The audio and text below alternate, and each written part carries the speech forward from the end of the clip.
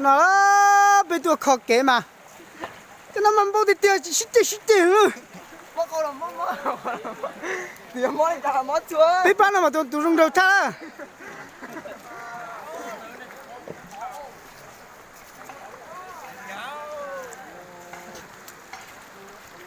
Họ quậy kiểu này. Cái này ăn lâu rồi, chả nó chỉ ăn lâu đâu. Giờ có tôi video là có tôi quậy bé à. cú chỉ quay cú tôi thay nả chứ Mày tao. cho nên là gặp bao giờ mà khi là thỉnh nào nè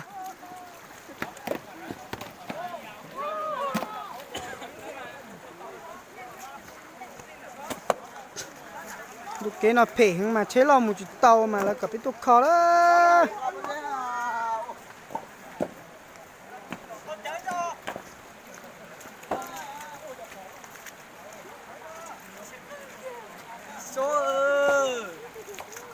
Chúng mắc con là mắc.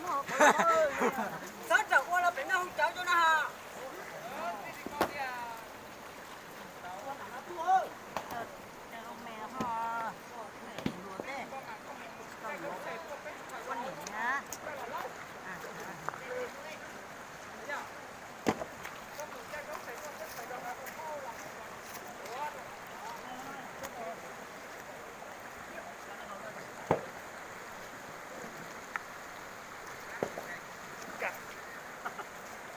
tụi nó mà khí thế tụi nó khí ta họ đây vì hả tụi nó lâu nó mà khí thấp lại nè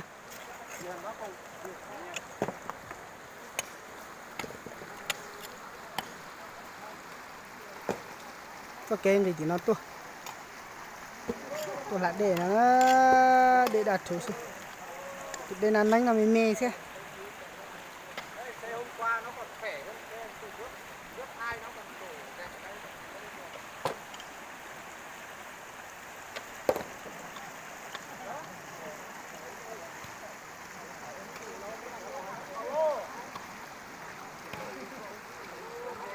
Mấy xưa chờ mấy tôi nữa.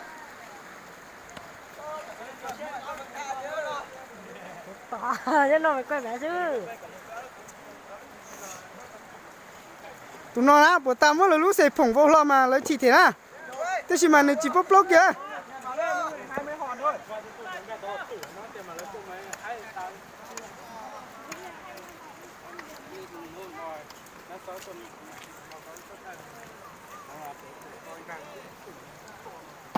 Bảo 2-3 người đấy xuống đây nhé. Chọc cái nó nói chọc cái này bao.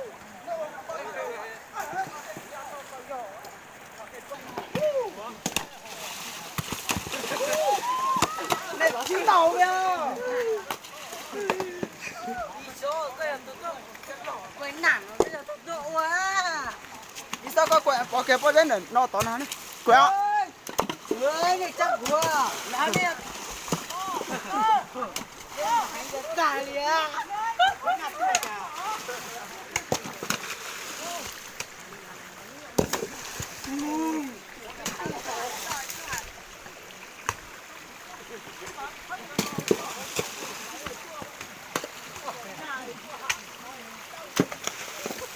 ô lò dậy thì tiêu nữa là bên này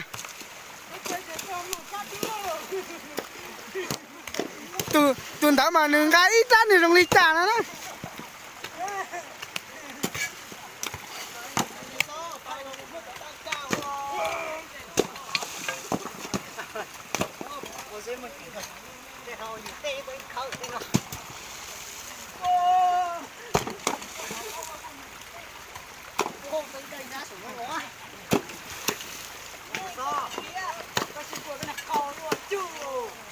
Chào con xin khủng.